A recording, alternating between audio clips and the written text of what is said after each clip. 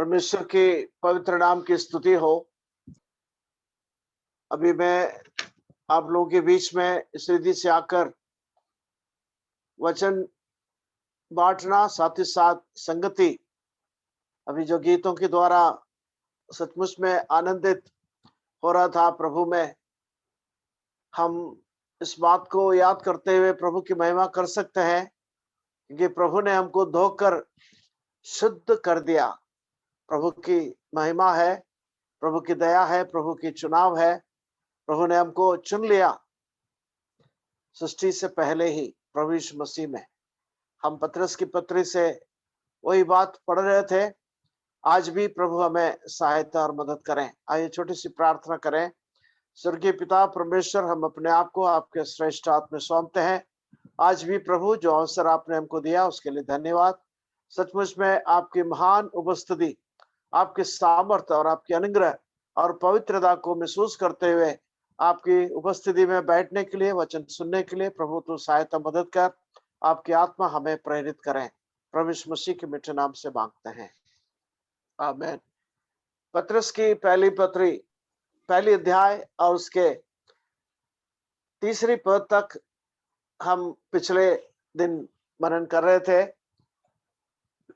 जो बातें हमने एक बार और याद दिला रहा हूं, परमेश्वर की चुनाव जो है उस महान उद्धार के लिए प्रभु यीशु मसीह में पिता परमेश्वर सृष्टि से पहले ही किया, और पवित्र आत्मा की उस कार्य के द्वारा उस वास्तविकता, उस उद्धार के अनुभव को हमारे जीवन में वास्तविकता में बदलता है।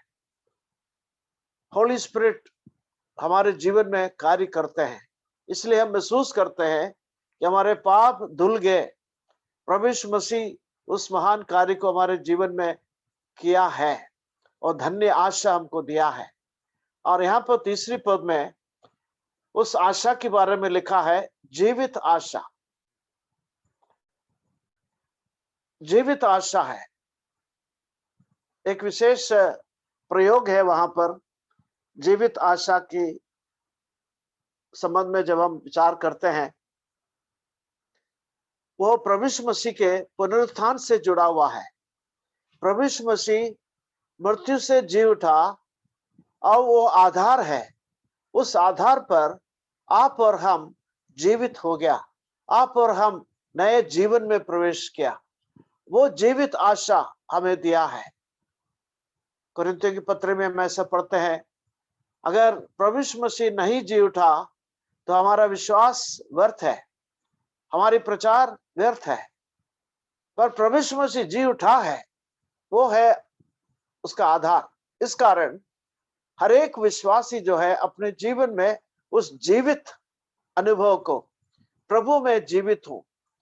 जैसे पौलुस कहता है, अब मैं नहीं, प्रभु मुझ में जीवित है, और प्रभु के लिए जीवन बिता रहा हूं। तो उस जीवित शब्द को विशेष रूप से हमको ध्यान देना चाहिए कि उस जीवित आशा, प्रभु यीशु मसीह के पुनरुत्थान पर आधारित एक ऐसा जीवन हमको मिला। वो आशा है कि प्रभु यीशु मसीह जब दोबारा आएगा तो हम भी उसके साथ होंगे। तो उस आशा के संबंध में उस पद में 3 शब्द या 4 पद में जीवित आशा शुरू करते, तीसरे पद के आखिर में है, और 4 पद में 3 शब्दों को इस्तेमाल किया है कि उसकी विवरण या उसका विश्लेषण के रूप में कि जीवित आशा कैसा आशा है। उस पद को मैं पढ़ रहा हूं, तीसरे पद के आखिर भाग, हमें जीवित आशा के लिए नया जन्म दिया, अर्थात एक अविनाशी और निर्मल और अजर मिरास के लिए जो तुम्हारे लिए स्वर्ग में रखी है। जीवित आशा, नया जन्म। पुरानी बातें बीत गया, देखो सब कुछ नया हो गया। उद्धार का अनुभव ऐसा है कि हम हर एक विश्वासी जो वास्तविक रूप से अपने पापों से पश्चाताप करते हुए प्रभु के उस मृत्यु और पुनरुत्थान पर, जो मेरे लिए था, सचमुच में उसकी अनुभव जब हम करते हैं, हम जान लेते हैं कि संसारिक आशीषों से या शारीरिक चंगाई से या कुछ आर्थिक मदद से, उन सब चीजों से जो भौतिक है, उससे बढ़कर एक आत्मिक अनुभव परमेश्वर की आत्मा हमारे दिल में देता है। नया जन्म का अनुभव, प्रभु के संतान होने का अनुभव, प्रभु के पुनरुत्थान की सामर्थ को महसूस करने का अनुभव।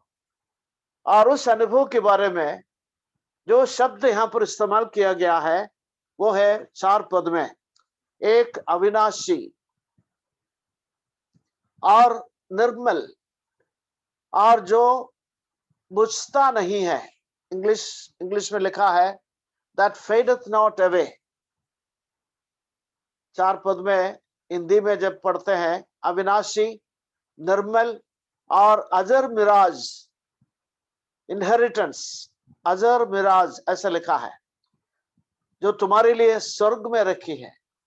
ये चीज जो है स्वर्ग में रिजर्व्ड है, हमारे लिए आरक्षित, सुरक्षित। एक ऐसा अनुग्रह की कार्य हम यहाँ पर देखते हैं। उद्धार का विवरण ऐसा चलता है। पहला शब्द जो है अविनाशी, इनकरप्टेबल, उसका वास्तविक अर्थ यह है कि जब शत्रु देश हमारे ऊपर हावी हो जाते हैं, आक्रमण करते हैं, तो सारे सब कुछ नाश कर लेते हैं। अभी हम रोज सुन रहे हैं रूस देश जो है यूक्रेन पर जो आक्रमण कर रहे हैं। रूस में भी विश्वासी लोग हैं, यूक्रेन में भी। यूक्रेन एक ऐसा देश है जहां पर बहुत सारे विश्वासी लोग हैं, कैथोलिक्स भी है। तो उस देश में जब आक्रमण हो रहा है तो इतने सारे बिल्डिंग्स, इतने सारे लोग जो रहते हैं, बड़े बड़े बिल्डिंग सब ध्वंस कर दिया गया, वो नाश हो गया। वो सब करप्टेबल है, मतलब नाशवान है, वो होते जा रहे हैं प्रतिदिन। पर यहाँ पर इस आशा के बारे में लिखा है वो इनकरप्टेबल है, अविनाशी है। अविनाशी मतलब यही है, अगर शत्रु उसके ऊपर आक्रमण करें, उसके ऊपर नाश करने की कोशिश करें, but it can not be destroyed. जो शत्रु के आक्रमण के या उनके कोई भी जो चाल शत्रु का, वो हानि पहुंचाने की कोई भी कार्य करें तो कुछ भी हानि नहीं होगा। ये जो है परमेश्वर की ओर से दिया गया अविनाशी मिराज है, एक ऐसा अनुग्रह की अनुभव है जो परमेश्वर स्वर्ग में आपके लिए और मेरे लिए स्थिर रखा है। कितना अनुग्रह की बात है। इस बात को हम जब अनुभव करते हुए प्रभु को हम धन्यवाद करते हैं। एक विश्वासी सचमुच में जो विश्वास करते हैं वो डरते हुए, क्या होगा, मेरा उद्धार होगा क्या, मेरा पाप क्षमा हो गया क्या, या मैं सचमुच में प्रभु का संतान हो गया क्या, ऐसे संदेह में बहुत से लोग जीवन बिताते हैं। कुछ लोग सोचते हैं अगर कुछ गलती मेरे जीवन से अगर हो गया तो मैं खो बैठूंगा, उद्धार खो जाएगा। ऐसा भी विचारधारा है। पर इसका मतलब यही है कि हम एक संघर्ष की परिस्थिति में नहीं रहने का। परमेश्वर की वचन ऐसा कोई अवसर, ऐसा कोई स्तर उद्धार के संबंध में रखा नहीं है। उद्धार के संबंध में ऐसा ही बताते हैं कि जो कोई विश्वास करे वो नाश नहीं होगा परंतु अनंत जीवन पाएगा। अंधकार से उस उज्याले में हम प्रवेश कर चुके हैं, मृत्यु से जीवन में प्रवेश कर चुके हैं। परमेश्वर के अनुग्रह से ये बात संभव हुआ। हम इसलिए कितना विश्वासियों, मेरे भाइयों बहनों, हम इस बात पर हमारे मन में कितना दृढ़ता के साथ इस बात को समझना चाहिए कि परमेश्वर ने जो मिराज, जो अनंत जीवन का वरदान जो दिया है, वे सचमुच में अविनाशी है, वो इनकरप्टेबल है। कोई भी शत्रु के कार्य प्रभु के हाथों से या हमको छीन नहीं सकते। प्रभु यीशु मसीह स्वयं सुसमाचारों में ये चीज कहा कि मेरे भेड़ों को मैं जानता हूं, कोई भी मेरे हाथ से उसको छीन नहीं सकता। इसलिए विश्वासियों, भाई बहनों, हमारे जीवन में जो सुरक्षा परमेश्वर ने जो दिया है उसको हम महसूस करें। दूसरा शब्द वहां पर जो दिया है अविनाशी, उसके बाद जो लिखा है अनडिफाइल्ड, या हिंदी में लिखा है कि निर्मल। निर्मल मतलब पवित्र, ये उसका अर्थ आता है, निर्मल। अनडिफाइल्ड इंग्लिश में लिखा है, इसका वास्तविक अर्थ जो हमको समझने का वो यह है कि बिना दाग, कोई दाग नहीं, सब पवित्र है, कोई दाग नहीं आ सकता, कोई दाग नहीं है उसमें। दूसरे शब्दों में उसकी जो पवित्रता है उसमें 1% भी कम नहीं। You cannot diminish the purity of उद्धार। उद्धार के जो पवित्रता है उसको आप किसी भी रीति से उसको नीचा करके दिखा नहीं सकते। एक जरा सा भी स्पॉट नहीं, जरा सा भी दाग नहीं। परमेश्वर की कार्य संपूर्ण है। इसलिए क्रूस पर से प्रभु ने ऊंचे शब्द से कहा, सब कुछ पूरा हुआ। हमारे उद्धार का कार्य प्रभु यीशु मसीह पूरा करके स्वर्गीय स्थान में प्रवेश किया, वहां पर बैठ गया। इब्रानी की पत्री जब हम पढ़ते हैं वहां पर ऐसा वचन दे रखा है कि वो हमेशा के लिए पिता के दाहिने हाथ जा बैठा। कोई भी पुरोहित या महापुरोहित, याचक लोग बैठता नहीं, सेवा करते रहता है। और प्रभु यीशु मसीह की याचिकाई ऐसे याचिकाई है कि जो इब्रानी की पत्र के अनुसार हम ऐसा पढ़ते हैं कि मूसा के आधार पर नहीं, पर ऐसा एक याचिकाई जो परमेश्वर की ओर से है, वो कभी अंत नहीं होता। वो हमेशा के लिए पूरा करके वो सुधार का कार्य पूरा किया है। प्रभु की पवित्र नाम की स्तुति करें कि ये जो अनुग्रह हमारे जीवन में परमेश्वर ने दिया है। एक शब्द उस मिराज के संबंध में, तीसरा शब्द को भी जरा देखने के बाद हम पढ़ेंगे। तीसरा शब्द है अमर मिराज लिखा है, पर इंग्लिश बाइबल्स में मैंने जो पहले बोला उसमें लिखा है कि फेड्स, मुरझाता नहीं है, मुरझाया जाता नहीं। दूसरी जगह पर पौलुस प्रेरित उसके संबंध में कहते हैं, लोग जो है संसार में मुकुट पाने के लिए दौड़ते हैं, बहुत से कार्य करते हैं, शरीर के व्यायाम करते हुए, परिश्रम करते हुए कॉम्पिटिशन्स में भाग लेते हैं और वो संसारिक रूप से मुकुट पाते हैं। पर जो परमेश्वर की ओर से जो मुकुट है वो कभी मुरझाया जाता नहीं, that fades not away। उसका अर्थ यह है कि इट इज टाइम प्रूफ है। हम मार्केट में जाकर के या हमारे गार्डन से भी सुबह सुबह अच्छे अच्छे फूल निकाल करके हम माला बनाएं या उसके सुंदरता को देखें, उसमें उसके जो खुशबू है उसके आनंद करें, सब कुछ कर सकते हैं। पर 1 घंटे बाद, 2 घंटे बाद अब देखें तो फूल मुरझा जाते हैं। उसकी शोभा, उसकी जो सुंदरता खत्म होते जा रहे हैं, उसकी खुशबू भी खत्म होते जाएंगे। ऐसा वातावरण हमारे जीवन में है।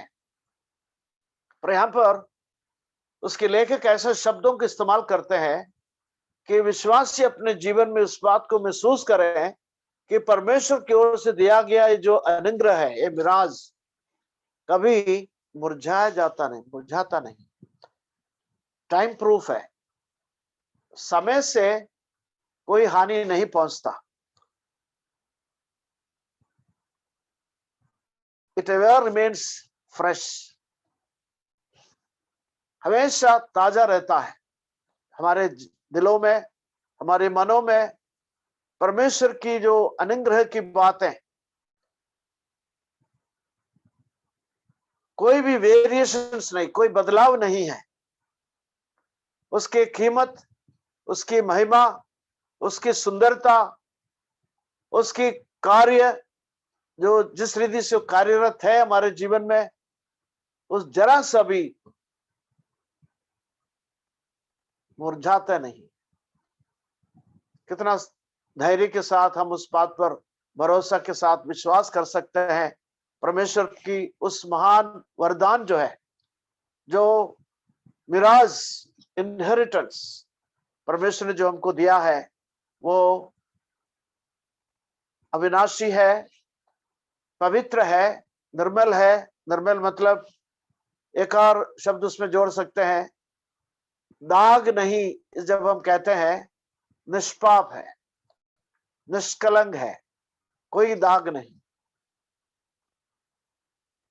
और मुरझाता नहीं। कैसा मिराज प्रभु ने हमको दिया। एक आध शब्द हम इसी संबंध में पढ़ेंगे। मेरे साथ तो पढ़िएगा इफिसियों की पत्री पहली अध्याय और उसका 11वीं पद। इफिसियों की पत्री कोई भी भाई मिले तो जल्दी पढ़ सकते, पढ़ के हम आगे बढ़ेंगे। इफिसियों की पत्री पहली अध्याय 11वीं पद। उसी में जिसमें हम भी उसी के मनसा से जो अपनी इच्छा के मत के अनुसार कुछ करता है, पहले से ठहराए जाकर मिराज बने। हाँ, पहले से ठहराए मिराज बने हमारे लिए। ये जो इफिसियों की पत्री जब कभी हम पढ़ते हैं, उसको समझना बहुत मुश्किल है। जब एक एक पद हम देखते हैं, एक दूसरे से इतना जुड़ा हुआ है पौलुस प्रेरित के शब्दों को, कि उसको समझना मुश्किल है। एक एक पद को, जो आत्मिक आशीषों के बारे में जो लिखा है पहले अध्याय में 3 पद से लेकर के 11 पद तक जब हम देखेंगे, या आगे भी एक ही सेंटेंस है, एक से साथ जोड़ जोड़ करके पौलुस प्रेरित उसकी महिमा, उसकी जो महिमा या उसकी श्रेष्ठता के वर्णन करते हैं। और उसके वर्णन में पौलुस प्रेरित ये कहता है,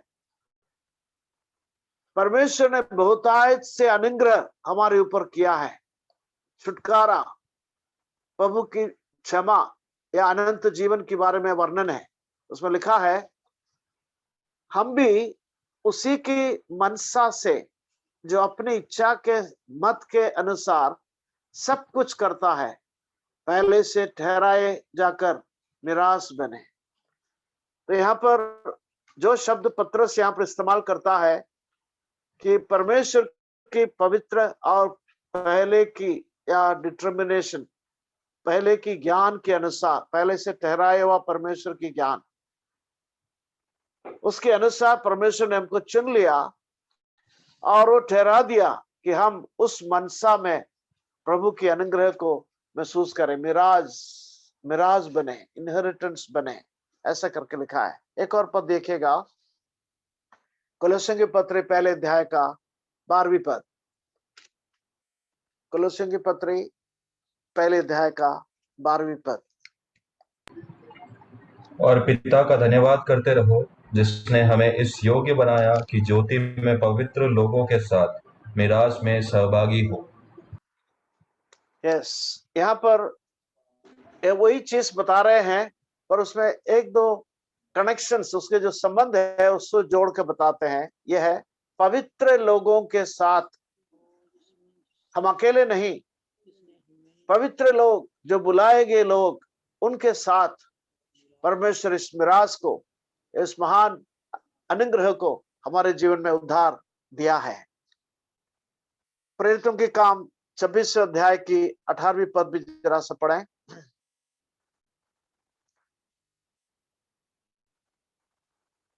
प्रेरितों के काम चैप्टर 26 एंड वर्स 18, 26 का 18वीं पद।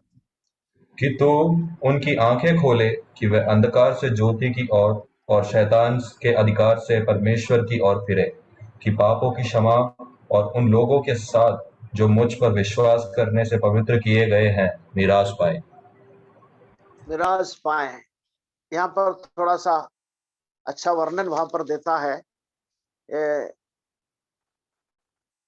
अपने हृदय परिवर्तन की वर्णन जब किया जाता है, वहां पर वो शब्द बड़े स्पष्ट रूप से हमारे सामने आते हैं कि परमेश्वर कैसे अद्भुत रीति से उस कार्य को पूरा किया, कि हमारे आंखें खोले और वे अंधकार से ज्योति और शैतान के अधिकार से परमेश्वर की ओर फिरें, कि पापों की क्षमा और उन लोगों के साथ जो मुझ पर विश्वास करने से पवित्र किए गए हैं मिरास पाए। यहाँ पर प्रायोगिक रूप से जो अनुभव एक व्यक्ति के जीवन में आता है, हृदय परिवर्तन का वर्णन इस अध्याय जब पढ़ेंगे वहां पर हमको मिलता है। परमेश्वर की आत्मा कैसे एक व्यक्ति को बदलता है और वो हर समय महसूस करने लगता है कि आत्मिक आंखों से मेरे आत्मिक आंखें खुल गए, मैं जानता हूं कि मैं अंधकार के वंश में नहीं है, अब मैं प्रभु की आत्मा की उस परिपालन या उसकी अगुवाई में मैं अपने जीवन बिता रहा हूं और मेरे पापों की क्षमा हो गया है और पवित्र लोगों के साथ जो विश्वास करने के पवित्र किए गए हैं मैं भी, या मिरास वही है। सचमुच में उस मिराज या इनहेरिटेंस के बारे में और भी वचन में बहुत सारी बातें हम नया नियम में पढ़ते हैं, और उसको हम महसूस करना कि इस उद्धार की गहराई कितना श्रेष्ठता से परमेश्वर एक व्यक्ति के जीवन में अनुभव देता है। आज जब हम चारों तरफ देखते हैं, कभी ऐसा लगता है हमको कि विश्वास करते हैं, कर रहे हैं, उद्धार पाए हैं, जब जो बोलते हैं उसकी वास्तविकता कितना गहराई से हम अनुभव करता है, तो हम विश्वासी लोग उस बात को ध्यान देना जरूरी है कि हम स्वयं उस अनुग्रह में प्रवेश करें। ऐसा नहीं कि थोड़ा थोड़ा हम अनुभव किया और जान लिया, जानकारी है, समझ है, जानते हैं कि प्रभु यीशु मसीह कर सकता है, करते हैं, और उससे बढ़कर एक अगला कदम उठाएं, प्रभु में सचमुच में उस सामर्थ्य को महसूस करते हुए प्रभु के साथ हम चलना शुरू करें। प्रतिदिन प्रभु की अनुग्रह ऐसा हम महसूस करें, क्योंकि पतरस यहाँ पर यही बताते हैं, तुम्हें अनुग्रह और शांति बहुतायत से मिलती रहे। इट्स अ कंटिन्यूअस टेंस, मतलब होते रहने की बात है। प्रतिदिन हर एक विश्वासी उस चीज को अनुभव करते रहें। यह है 3 और 4 पद का विवरण। और आखिर में ये भी लिखा है, ये स्वर्ग में रखा है। तो उद्धार जो है, हम जरूर उद्धार पाया, वो बात सही है। उसका 3 काल है। उद्धार पा लिया, उद्धार पा रहे हैं और उद्धार पाएंगे। या जैसे यहाँ पर लिखा है, जब प्रभु प्रकट होगा उसकी वास्तविकता हम जानेंगे। तो बाइबल के जो सिद्धांत है, जो प्रेरितों के द्वारा सिखाया गया इन पत्रियों में और प्रेरितों के काम में हम जो देखते हैं, उसका सारांश सचमुच में यही है कि हम उस महान अनुग्रह में बढ़ते ही रहना, तब हम अनुभव करेंगे कि प्रभु की अनुग्रह या प्रभु की योजना कितना श्रेष्ठ है और हम अयोग्य लोगों को कितना योग्य ठहरा दिया प्रभु ने, प्रभु की कार्य करने के लिए और प्रभु के अनुग्रह में बढ़ते जाने के लिए। आइए हम 5वें पद पढ़ते हैं। 5वें पद में लिखा है, जिनकी रक्षा परमेश्वर की सामर्थ से विश्वास के द्वारा उस उद्धार के लिए जो आने वाली समय में प्रकट होने वाली है की जाती है। यहाँ पर जो मैं बता रहा था उसी चीज का एक सारांश के रूप में लिखा है कि जिसकी रक्षा, कौन उसको संभालते हैं, इस उद्धार को कौन संभालते हैं। मतलब इस मिराज को स्वर्ग में रखा है करके हमने पढ़ा, स्वर्ग में रिजर्व्ड है, मतलब आरक्षित करके रखा हुआ है। पर हमारे संबंध में उसको समझने की बात यह है कि परमेश्वर सिर्फ कुछ आशीषों को रखा है, ये चीज नहीं, वो परमेश्वर आपको और मुझको संभाल के रखते हैं। God is keeping you and me. परमेश्वर आपको इस संसार में संभाल रहे हैं, आपको लेके चल रहे हैं। God is keeping you and me. बहुत अनुग्रह की बात है जब उसकी समझ, उसको हम समझेंगे। कैसे संभालते हैं? जिसकी रक्षा परमेश्वर के सामर्थ्य से, आपने विश्वास किया, मैंने विश्वास किया, जब उस उद्धार के अनुभव हमारे जीवन में आ गया। उद्धार के अनुभव सचमुच में क्या है? प्रभु यीशु मसीह की मृत्यु पुनरुत्थान है। और उस सच्चाई को, प्रभु की किया हुआ कार्य को जब एक व्यक्ति विश्वास के द्वारा स्वीकारते हैं, वही चीज हम रोमियों के पत्र में पढ़ते हैं, अगर तुम विश्वास करें कि पिता परमेश्वर प्रभु यीशु मसीह को मृतों में से जिलाया तो उद्धार पाएंगे। ये हमारे विश्वास है, प्रभु का कार्य है, प्रभु ने पूरा किया उस चीज को। पिता परमेश्वर ने हमको चुन लिया, प्रभु यीशु मसीह ने उस कार्य को क्रूस पर पूरा किया। पवित्र आत्मा आपके मेरे दिल में, जीवन में कार्य करते हुए उस दर्शन आपके सामने देते हैं कि आप पाप के बंधन से छूट गया और उस अनुग्रह में प्रवेश कर चुके हैं। और उस अनुग्रह या उस उद्धार परमेश्वर अपनी सामर्थ से स्वर्ग में आपके लिए, मेरे लिए रखा है। कितना आशीषमय बात है। प्रभु संभालते हैं, प्रभु मुझको संभालते हैं, आपको संभालते हैं, पाप में गिरने से बचाते हैं। जो संकट है तो वहां पर आपको उठा लेते हैं। भजन संहिता 23 में जैसे हम पढ़ते हैं, घोर अंधकार की घाटी में से हो करके जाएं तो परमेश्वर हमको संभालते हैं।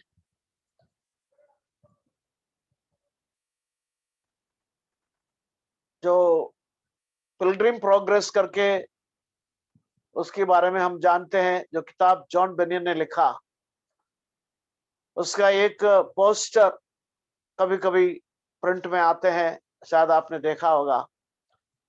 वो व्यक्ति परमेश्वर से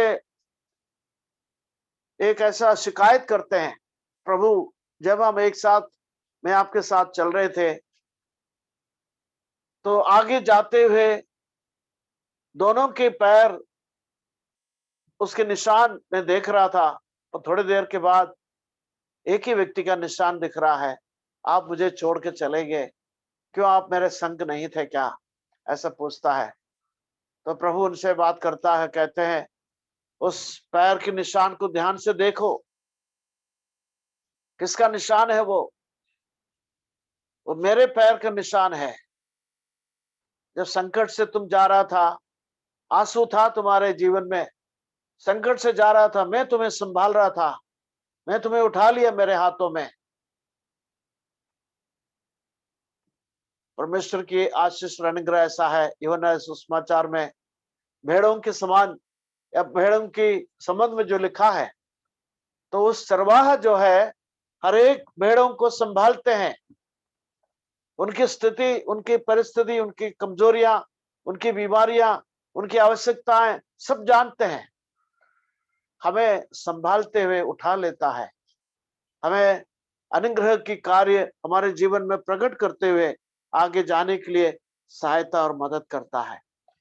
तो इसलिए हम धैर्य के साथ उस वचन को बार बार हम बोल सकते हैं, जिनकी रक्षा परमेश्वर की सामर्थ्य से विश्वास के द्वारा उस उद्धार के लिए जो आने वाले समय में प्रकट होने वाली है की जाती है। आने वाले समय कौन सा समय है?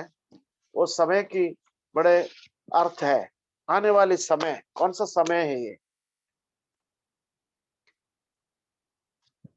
ये है प्रभु यीशु मसीह के दोबारा आने के समय। ऐसा समय परमेश्वर की वचन बार बार बोलता है, कई जगह पर याद दिलाते हैं हमें इस पाप की वातावरण से भी जो उठा ले गए, प्रभु यीशु मसीह की दोबारा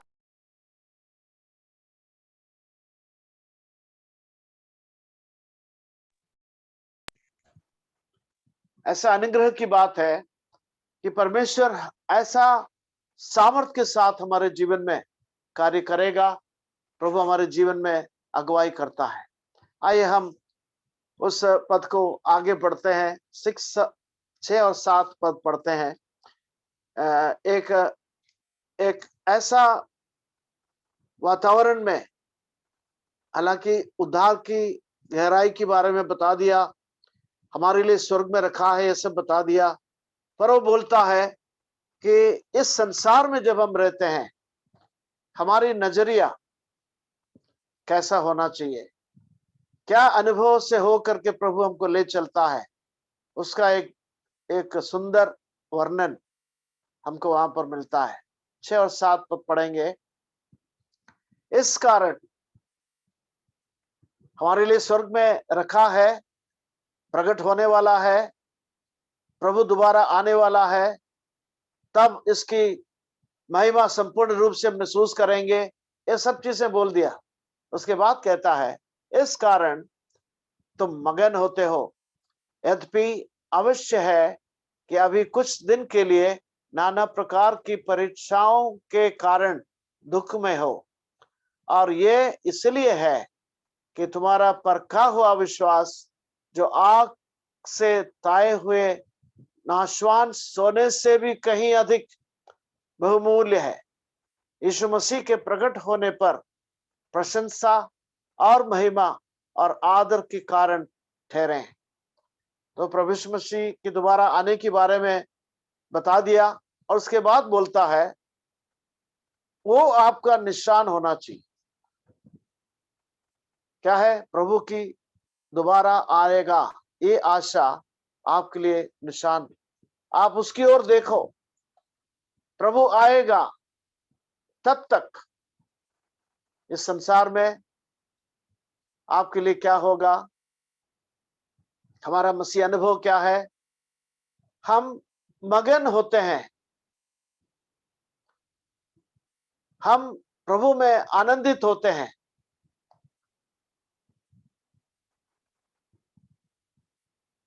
देखो, प्रभु को हम देखते नहीं,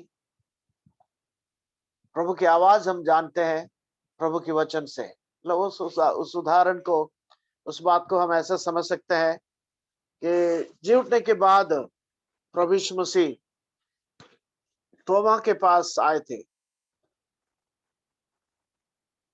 चेले सब बंद कमरे के अंदर था। वो सोच रहा था कि कब होगा, क्या होगा, अपने पुराना धंधे में जाएं, क्या करें, ये सब चीजें। पर प्रभु यीशु मसीह अंदर आकर के कहा, तुम्हें शांति मिले। चेलों ने, तोमा उस समय नहीं था, चेलों तोमा से कहा, हमने प्रभु को देखा है। तोमा कहता है कि भाई मैं विश्वास नहीं करूं, मैं अपने हाथ प्रभु के हाथों को इन आंखों से मैं देखूं, हिले ठुकी हुई हाथ है, मेरे हाथ उसके छाती पर डाल करके जहां पर उसको मारा गया उसकी निशान को देखूं, तभी मैं विश्वास करूंगा करके बोला। 8वें दिन फिर प्रभु यीशु मसीह आता है और तोमा को बोलता है, भैया तुम्हारे हाथ आगे बढ़ाओ, देखो मेरे हाथों को देखो। वहां पर तोमा ऐसा कुछ नहीं किया। ये ऐसा विश्वास का वचन देकर कहते हैं, मेरे प्रभु, मेरे स्वामी, ऐसा बोल के प्रभु की आराधना किया। तभी प्रभु की आवाज ऐसा था, जवाब ऐसा था, तुमने तो देख करके विश्वास किया, बिन देखे जो विश्वास किया वो धन्य है। ये चीज हम यहाँ पर 8वें पद में पढ़ते हैं, उससे तुम बिन देखे प्रेम रखते हो और अब तो उस पर बिन देखे भी विश्वास करके ऐसा आनंदित और मगन होते हो जो वर्णन से बाहर और महिमा से भरा हुआ है। हाँ, कितना श्रेष्ठ अनुभव है। तोमा देख करके विश्वास किया। प्रभु उनसे कहता है, धन्य है जिसने बिन देखे विश्वास कर लिया। यहाँ पर पतरस वही बात दोहरा रहे हैं, यहाँ पर विश्वासियों को बोलता है, तुम बिना देखे प्रेम रखते हैं। सही बात है, पतरस ने देखा, चेलों ने देखा, वही लोग अनुभव से ये गवाही हम तक पहुंचाया। और इस पिछले 2000 सालों से इस संदेश जो है दुनिया के कोने कोने पर सुनाए जा रहे हैं, सुसमाचार के संदेश। प्रभु यीशु मसीह को हमने देखा नहीं, पर हम प्रभु को अनुभव करते हैं। बिन देखे प्रेम रखते हो, अब तो उस पर बिन देखे भी विश्वास करके ऐसा आनंदित और मगन होते हो जो वर्णन से बाहर है और महिमा से भरा हुआ है। क्या मसीही अनुभव है। ये अनुभव कब है? बिन देखे विश्वास करना, बिन देखे आनंदित होना, प्रशंसा करना, ये सब चीजें कैसे एक व्यक्ति अनुभव करते हैं? सचमुच में क्लेशों में है, कष्ट में है, सताव में है, और इसलिए बहुत जरूरी होता है, जैसे 6 पद में लिखा है, अवश्य है। क्या अवश्य है?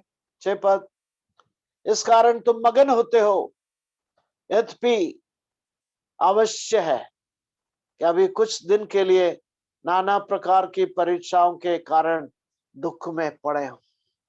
नाना प्रकार की परीक्षाओं से, कैसे कैसे परीक्षाएं आपके और मेरे जीवन में आता है, उसके संबंध में आप और हम वर्णन नहीं कर सकते, क्योंकि हर एक का अलग अलग अनुभव है। अभी आप विचार कर सकते हैं, मसीही विश्वास के कारण लोगों को सताया जाता है, और ऐतिहासिक रूप से भी अगर हम देखें, कितने लोगों को दूसरी सदी से लेकर के या पहली सदी में से नीरो के द्वारा शुरुआत किया गया, पौलुस और पतरस ऐसे प्रेरित लोग शहीद हो गए, और दूसरे तीसरे ऐसे सदियों में हजारों हजारों लोगों ने प्रभु यीशु मसीह के कारण, उस उद्धार के कारण, उस श्रेष्ठ अनुभव के कारण मृत्यु को चुंबन दिया, आलिंगन किया, स्वीकार किया, सताव के लिए तैयार हो गया, और बड़े धैर्य के साथ प्रभु के लिए गवाही दिया। और आज भी कौन सा कम है? आज भी कई देशों में यही स्थिति, यही परिस्थितियां हो रहा है। मुस्लिम देशों में, इस्लामिक कंट्रीज में, कम्युनिस्ट कंट्रीज में और हमारे देश में जब हम देखते हैं कि ऐसा वातावरण जरूर होगा अंतिम समय में, और मसीह विश्वास के लिए उस कष्ट सहने के लिए तैयार होकर खड़े होना ये जरूरी है करके लिखा है, अवश्य है। क्यों अवश्य है? क्यों अवश्य है? दुख और परेशानी या क्लेश के बिना या सताव के बिना क्यों प्रभु हमको उद्धार क्यों नहीं दे पाते? क्यों स्वर्ग में क्यों नहीं ले जा पाते? क्या अभी हमने कभी सोचा है कि मेरे लिए क्यों? सॉरी, हमारे जीवन में ऐसा हम जरूर करते हैं।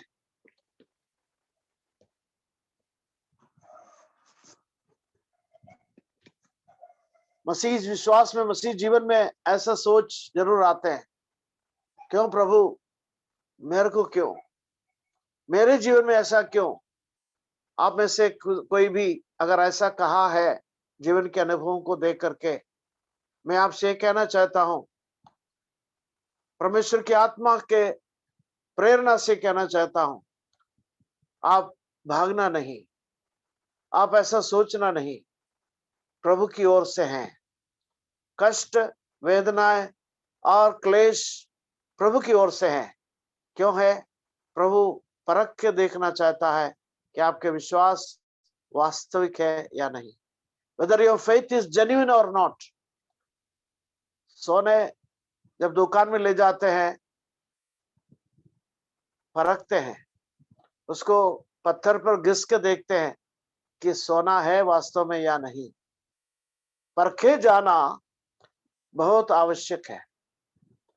आपके और मेरे विश्वास सही है कि नहीं, वो परखे जाना जरूरी है। इसलिए 7वें वचन में लिखा है, इसलिए तुम्हारे परखा हुआ विश्वास जो आग से ताए हुए नाशवान सोने से भी कहीं अधिक बहुमूल्य है। यीशु मसीह के प्रकट होने पर,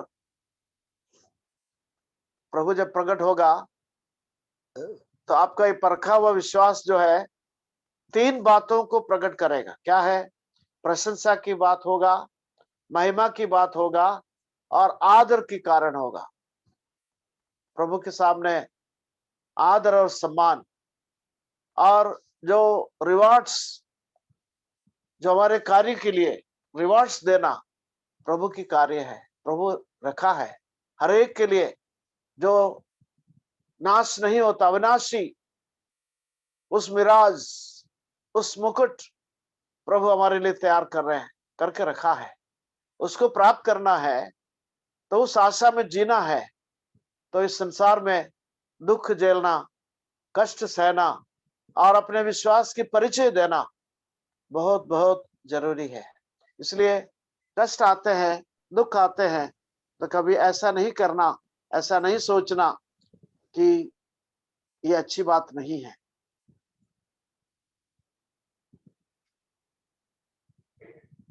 प्रभु के उस मसीही अनुभव हमारे जीवन में बहुतायत से प्रभु दे। हमारे विश्वास कभी नाश नहीं होगा, कभी उसमें कोई भी शक्ति जो है उसको गिरा नहीं सकते, उसमें कोई चोट पहुंचा नहीं सकते। प्रतिदिन हम एक एक अनुभव से विश्वास में मजबूत होते जाएंगे। जो दुख झेलता है वो व्यक्ति मजबूती पकड़ेंगे, वो पवित्र हो जाएंगे। सोने के अनुभव के बारे में ऐसा है, आग में जब डालते हैं तो और पवित्र होते हैं, उसके जो कीड़ा है सब कुछ हट जाता है। मूसा के जो जीवन में जो अनुभव हम देखते हैं, वो देखता रहा तो झाड़ जो है जल रहा है पर वो खत्म नहीं हो रहा था, पर उसके अंदर जो है कीड़े मकोड़े, सूखे पत्ते सब कुछ शायद जल गया होगा। वो अपने जीवन को देख रहा है, मेरे जीवन की सारे कमी घटी प्रभु हटा रहे हैं और मैं प्रभु की उपस्थिति में, प्रभु के आनंद में मगन होते जा रहे हैं। प्रभु की अनुग्रह है ये। प्रभु हमें सहायता करें इन वचनों से। अगले वेडनेसडे मैंने प्रभु ने किया, दूसरे एक दिन अगर मैं पर्सनली बात करता हूँ बॉस भाई से आगे भी इस विषय को आगे लेकर के प्रभु के उपस्थिति में समय बिताना चाहता हूँ। प्रभु हमें सहायता करें। आज के समय के लिए धन्यवाद। प्रभु हम सबों को आशीष दें।